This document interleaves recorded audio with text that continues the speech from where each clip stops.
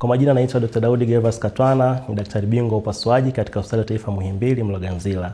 Siku ya leo ningependa kuelezea aina ya ugonjwa mmoja hapo ambao sisi tunatibu kama madaktari bingwa upasuaji, ambao ugonjwa huu unaitwa kuziba kwa mfumo wa chakula. Ugonjwa huu unatokea pale ambapo mtiririko wa chakula kutokea mdomoni mpaka kwenye njia haja kubwa, katikati hapo unaweza kuwa unazibwa kwa sababu mbalimbali. Moja ya dalili kuu za ugonjwa huu ni kuvimba kwa tumbo, maumivu ya tumbo, kushindwa kupitisha choo na kushindwa kupata hewa kupitia njia haja kubwa. Lakini pia ugonjwa huu una aina kuu mbili za sababu ambazo zinasababisha utokee.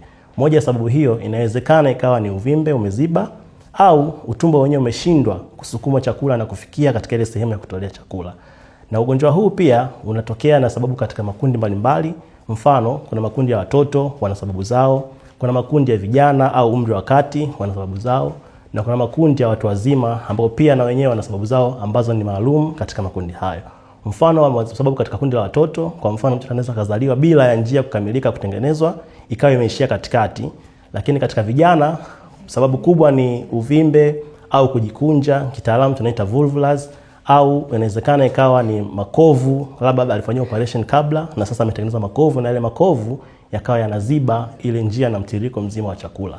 Lakini kwa wazee sababu kubwa ni kushindwa kwa msukumo wa kile chakula kutokea kwenye mdomo katika kuelekea njia haja kubwa. Hii inasababishwa na mfumo wa mzima wa mishipa ya fahamu kushindwa kwa sababu mbalimbali za kiharusi au kitaalamu stroke na sababu nyinginezo, mfano kuathiriwa mishipa ya fahamu kwa shida ya sukari na nyinginezo. Lakini pia katika ugonjwa huu tunaweza tukautambua vipi? Kwanza tunaangalia dalili zake ambazo kama nilivyosema pale awali ni maumivu ya tumbo makali, lakini pia ni kuvimba kwa tumbo kutokana na kushindwa kuendelea kwa ule msukumo wa chakula, lakini pia kushindwa kupitisha choo au hewa katika njia haja kubwa. Kwa hizo ndo dalili kuu ambazo tunaweza tukaziona kwa mgonjwa ambaye ameshindwa, amepata hii shida ya kuziba katika njia mtiririko wa mfumo wa chakula, ikiwemo na kutapika pia.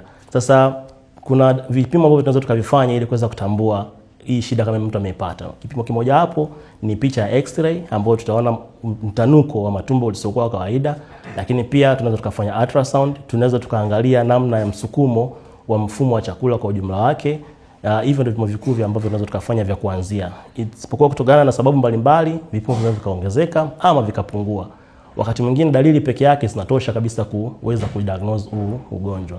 Lakini pia tiba yake ni nini? Tiba yake inategemea na sababu ambayo imetokea.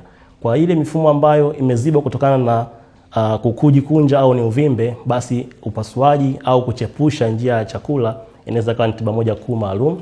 Lakini kwa mgonjwa ambaye shida yake kubwa ni mishipa ya fahamu, basi dawa na kutuliza utumbo kwa muda inaweza ikawa ni tiba moja katika tiba ambazo tunaweza tukatibu hii shida. Uchunguzi na tiba ya ugonjwa huu wa kuziba kwa mfumo wa chakula unapatikana katika Hospitali yetu ya Taifa Muhimbili Mloganzila, na kliniki zetu za upasuaji zinafanyika katika ground floor kuanzia siku ya Jumatatu mpaka Jumamosi. Muda ni saa 2 asubuhi mpaka saa 11 jioni kwa siku za wiki, na Jumamosi ni saa 3 asubuhi mpaka saa 8.